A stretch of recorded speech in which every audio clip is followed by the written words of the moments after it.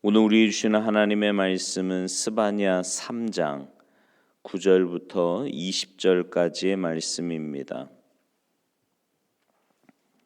스바냐 3장 9절부터 20절까지 우리 한 목소리로 봉독하시겠습니다.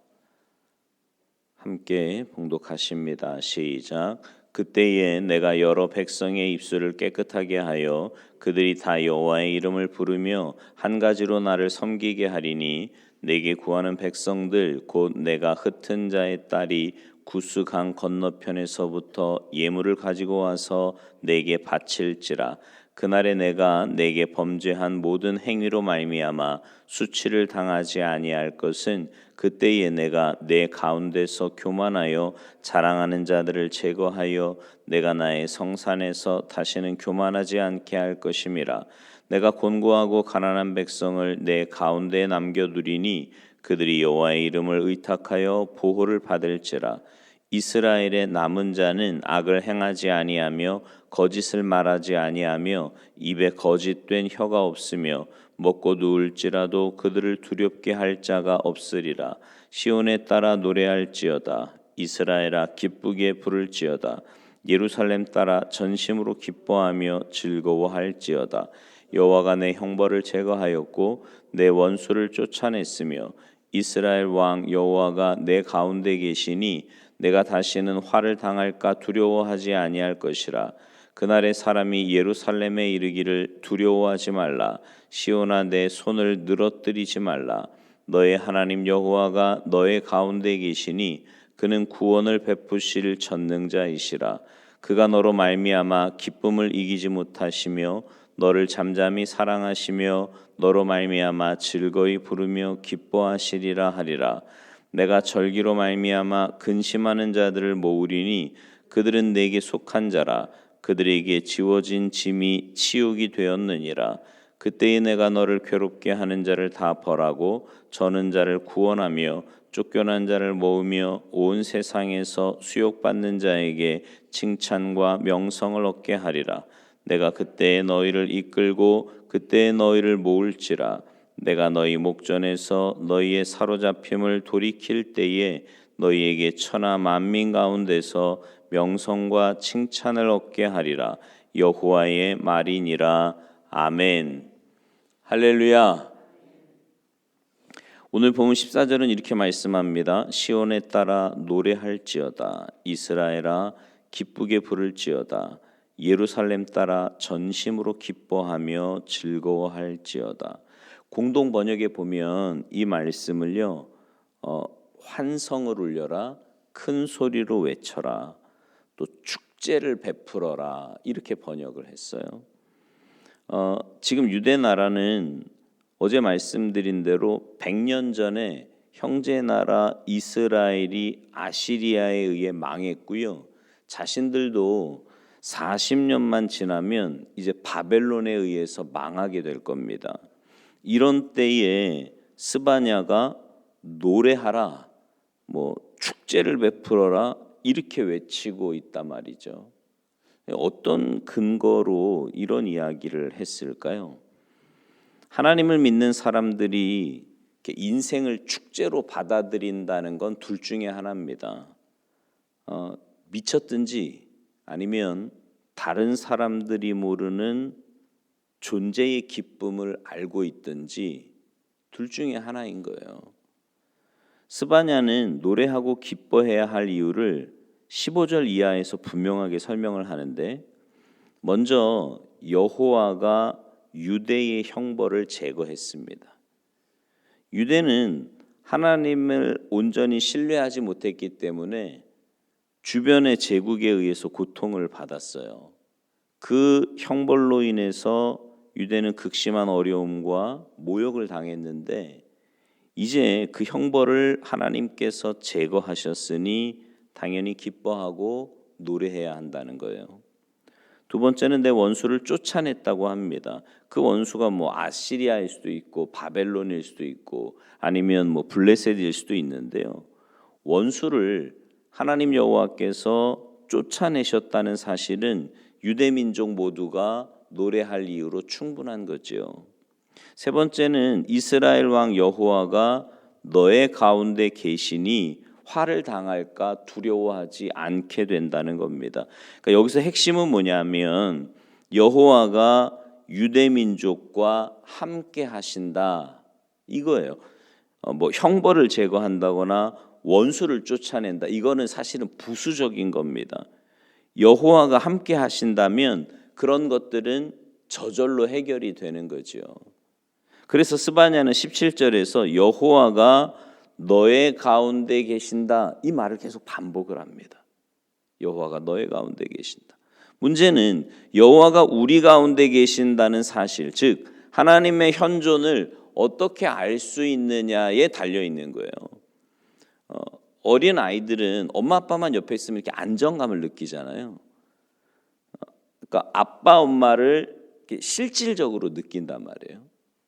그런데 하나님은 우리가 그런 방식으로 느낄 수가 없잖아요. 뭐 형벌을 면해주거나 원수를 쫓아낸다 뭐 이런 것도 사실은 하나님이 우리와 함께 하심에 대한 완벽한 증거는 아니에요.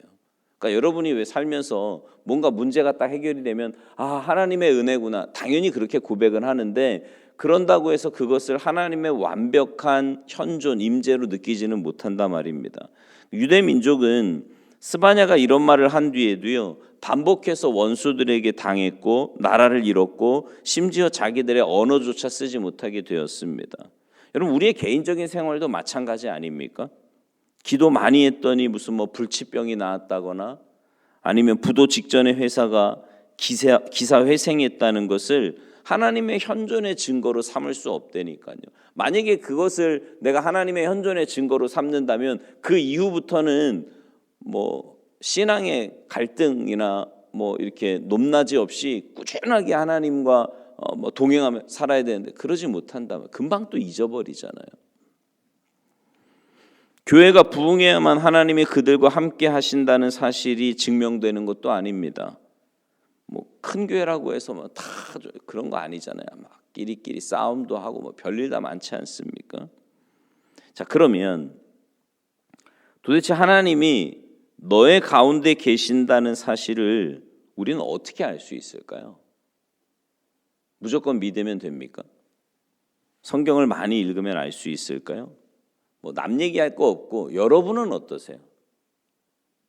여러분은 지금 하나님의 현존을 실감하며 사십니까?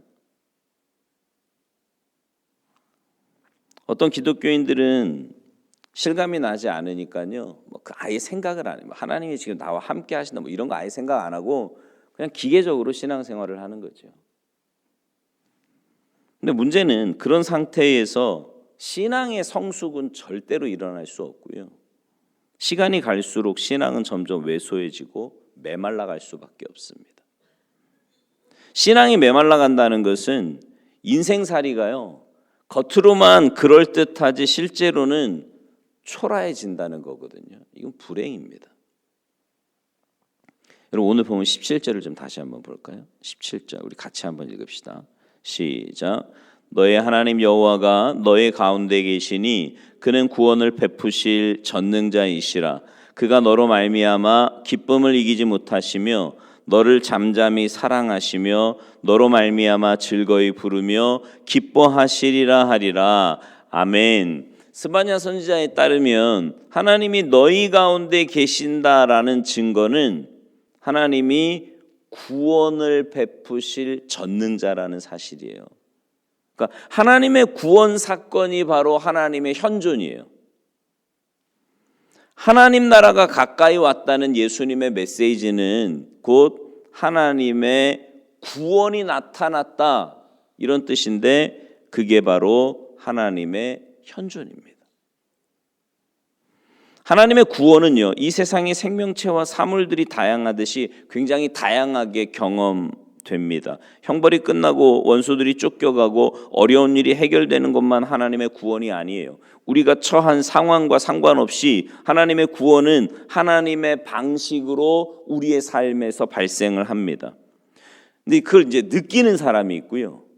전혀 느끼지 못하는 사람도 있고 그냥 어렴풋이 느끼는 사람이 있어요. 왜냐하면 그 하나님의 선하신 구원을 대면하는 방식이 아니라 다른 사람과 비교하면서 끊임없이 자기를 비하하거나 거꾸로 자기를 높이는 그런 삶을 사니까 결국 노래와 기쁨을 놓치게 되는 거죠. 그러면 스바냐가 말한 하나님의 구원은 과연 실체가 있는 걸까요? 하나님이 베푸시는 구원의 실체가 뭔지를 알려면 하나님이 누구신지를 아는 게 중요합니다. 성경은 하나님을 창조주라 그래요. 창조주. 그죠? 그러면 우리에게 일어나는 모든 일은 하나님이 하시는 일입니다. 믿으십니까? 그러면 하나님은 선하신 분이니까 우리에게 일어나는 모든 일은 선한 거예요. 그 사실을 우리가 안다면 화를 당할까 혹은 고난 가운데 빠질까 이런 것 때문에 두려워 떨지 않습니다. 문제는 우리에게 베푸시는 하나님의 선한 구원을 인식하지 못하거나 받아들이지 않는다는 데 있지요. 자신의 인생이 잘 풀리지 않으니까 어떻게 하나님의 선한 구원을 생각할 수 있느냐 하는 반론도 가능하지요. 근데 그거는요, 어린아이의 투정과 같은 겁니다. 스바냐는 당신들 가운데 계신 하나님은 구원을 베푸실 전능자이십니다. 이 사실을 실질적으로 깨닫는다면 그는 자신에게 무슨 일이 일어날지 걱정하지 않고 설령 끔찍한 일이 일어난다고 해도 절망하지 않습니다. 당장은 힘들겠지만 시간이 지나면 분명히 거기서 벗어나게 될 거고 하나님의 선하신 구원의 능력이 우리와 함께 하신다. 17절 말씀을 다시 보면 하나님이 어떤 분인지를 실감나게 설명합니다. 하나님은 너로 말미암아 기쁨을 이기지 못하고 너를 잠잠히 사랑하며 너로 말미암아 즐거이 부르며 기뻐하신다 그랬어요. 하나님이 우리로 말미암아 기쁨을 이기지 못한다. 이 표현이 굉장히 인상적이지 않습니까? 우리가 하나님이 기뻐하실 정도로 하나님의 현존을 실감하면서 살아야 한다는 뜻 아니겠어요? 그러니까 물론 여러분 이렇게도 해석을 해요. 그냥 왜 이제 할아버지 할머니 되신 분들은 이렇게 손주를 보면 그냥 보기만 해도 이쁘잖아요. 그죠? 네. 근데 자녀도 그렇거든요, 사실은. 자녀도 그냥 보기만 해도 너무 이쁘고 좋은데 이 말이 그런 뜻도 되지만 반대로 우리의 모습이요, 하나님의 구원을 실감하면서 사는 거예요. 하나님이 나와 함께 하시고 내가 지금 구원받은 하나님의 백성으로 살아가는 그 모습. 여러분 그렇게 살기가 쉽습니까? 어렵거든요. 특별히 세상은 점점 더 아까 말한 대로 눈에 보이는 대로요, 물질적으로 혹은 세상적으로 눈에 보이는 대로 거기에 따라가면서 살기 쉽지 하나님의 그 구원의 현존을 느끼며 구원받은 자답게 믿음으로 살기는 점점 더 어려워지는 세상이란 말이에요. 근데 그런 세상에서 하나님의 구원을 이게 실감하면서 사는 거예요. 그렇지, 하나님이 나를 사랑하시지, 독생자를 주셨지, 그 하나님이 지금도 내 아버지이시지, 가장 선한 길로 인도하시는 분이시지, 이걸 느끼고 믿음으로 붙잡고 살아간단 말입니다. 그 모습을 하나님이 기뻐하신다라는 거죠. 사랑하는 성도 여러분, 예수 그리스도를 믿음으로 우리는 죄와 죽음에서 자유를 얻었어요. 세상의 기준으로 생명이 완성되는 게 아니라 하나님의 현존을 인식하고 받아들임으로 생명이 완성된다는 의미예요. 이제 내일이면 12월 첫날이에요. 내일은 5시부터입니다. 새벽기도.